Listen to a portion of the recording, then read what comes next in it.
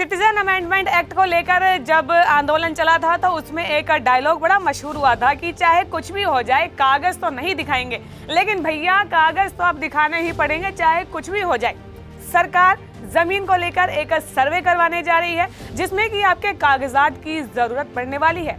तो फिर जल्दी से पेटी और बक्से खोल डालिए और निकाल लीजिए जमीन के कागज, नहीं तो फिर एक बड़ी मुश्किल में आप पड़ने वाले हैं। बिहार में जमीनों के सर्वेक्षण के लिए काम शुरू हो चुका है। बिहार में लैंड रिकॉर्ड्स 100 साल से भी पुराने हैं और ऐसे में बिहार सरकार ने जमीन का सर्वे करवाने का फैसला किया है। सरकार के इस फैसले को लेकर लोगों में कई तरह की शंकाएं हैं और कई सवाल जो है लोगों से पूछे जा रहे हैं। लोगों को ये लगता है कि सरकार का ये निर्णय कहीं उनकी जमीन को छीनने के लिए तो नहीं है, जमीनी विवादों को सुलझाने की कोशिश।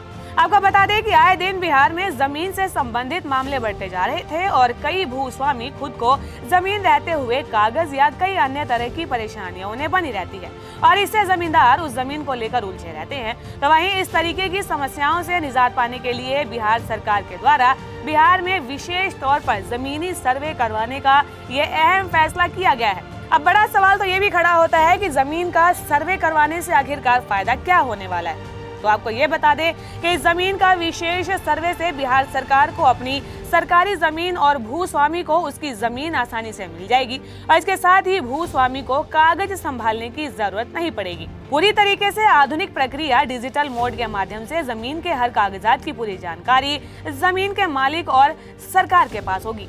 अब देखिए, जमीन के सर्वे करवाने को लेकर जानकारी तो हमने आपको दे दी, लेकिन एक बड़ा सवाल तो ये भी खड़ा होता है कि सरकार जो सर्वे करवाने जा रही है उसमें आखिरकार कागज किस तरीके के लगेंगे, क्या डॉक्यूमेंट है जो आपको चाहिए होगा, तो ये जानकारी भी आप जान ही लीजिए। जमीन के सर्वे के दौरान संबंधित व्यक्ति को अपनी जमीन से जुड़ा कोई भी दस्तावेज प्रमाण देना होगा जिससे कि ये साबित हो जाए कि वो जमीन उसकी ही है। इसमें जमीन का खातियान, रसीद, दाखिल खारिज या जमीन के स्वामित्व से संबंधित अन्य कोई सरकारी दस्तावेज हो सकता है। अमूमन जमीन की प्रकृति के आधार पर इसके लिए 3 तरह के साक्ष्य होते हैं। इसमें कि पुश्तैनी जमीन का खातियान, खरीदी गई जमीन का डीड या रजिस्ट्री दस्तावेज और अगर जमीन सरकार से मिली है तो इसका पर्चा या फिर बासगीत पर्चा।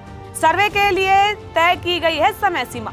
बिहार के 45,000 गाँव में सर्वे करवाने का काम चल रहा है और इसके लिए समय सीमा तय कर ली गई है। राजस्व एवं भूमि सुधार विभाग के करवाए जा रहे जमीन सर्वे की प्रक्रिया 360 दिनों में पूरी की जाएगी और इसके लिए सभी प्रक्रियाओं के लिए समय सीमा निर्धारित की गई है। आम लोगों में से 2 बार 15-15 दिनों के लिए दावा आपत्ति प्राप्त करने की समय सीमा तय की गई है। इन सभी प्रक्रियाओं को चरणबद्ध तरीके से पूरी करने के बाद परिणाम प्रकाशित किया जाएगा।